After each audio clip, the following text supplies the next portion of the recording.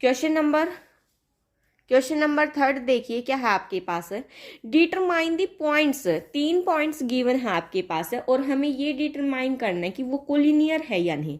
कोई भी point collinear कब होते हैं, जैसे कि हम 2 पॉइंट के बीच की डिस्टेंस निकालें, हम तीनों पॉइंट के बीच की डिस्टेंस निकालें, क्या पता वो सेम आ जाए, क्या पता वो सेम ना आए, किसी में स्केलर बाहर आ जाए यानी कि उनके बीच की डिस्टेंस इक्वल ना हो, किसी में स्केलर बाहर आ जाए, किसी में नेगेटिव साइन बाहर आ जाए, तो वो पॉइंट क्या होते हैं आपके पास, कोलिनियर पॉइंट्स होते हैं।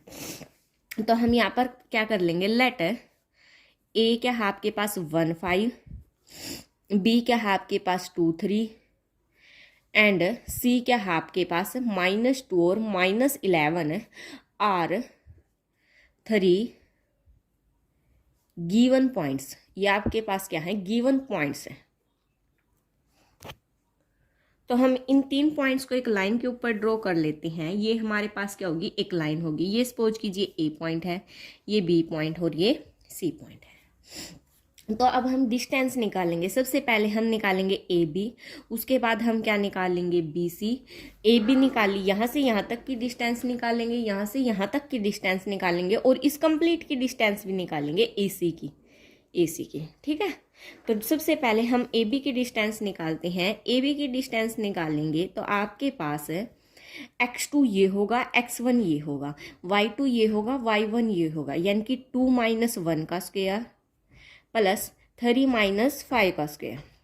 तो यहाँ पे आपके पास कितना आ गया, 2 - 1 1 का स्क्वायर प्लस 3 - 5 -2 का स्क्वायर। स्क्वायर रूट में कितना आया, 1 + 4, तो कितना आ गया आपके पास √5, यानी कि ए और पी के बीच की पॉइंट की डिस्टेंस आपके पास कितनी आ गई, √5। अब बी सी की निकाल देते हैं। BC में क्या आएगा, अब आपके पास x2 ये हो जाएगा और x1 ये हो जाएगा, तो -2 और -2 का होल स्क्वायर प्लस -11 और -3 का होल स्क्वायर, ठीक है। तो यहाँ से आपके पास कितना हो गया, -4 का होल स्क्वायर प्लस में -14 का होल स्क्वायर, तो कितना आ गया, 4 का होल स्क्वायर, तो आपके पास कितना होता है 16 प्लस 14 का होल स्क्वायर करेंगे तो 196। दोनों को ऐड कर देते हैं, आपके पास कितना आएगा 212। जब इसको आप फैक्टर बना के सोल्व करोगे तो ये आएगा आपके पास है, या फिर इतना ही छोड़ देते हैं इसको, 212 √212, ठीक है। अब AC के बीच की और डिस्टेंस निकाल लेते हैं।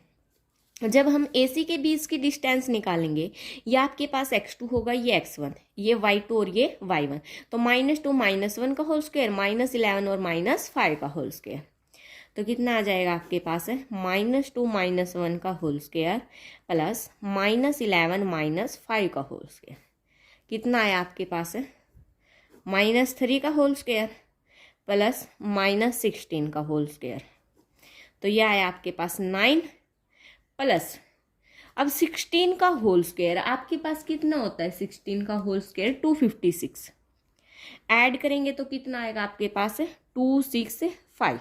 अब इसके फैक्टर करके इसको सोल्व कर देते तो ये आएगा आपके पास 5√11।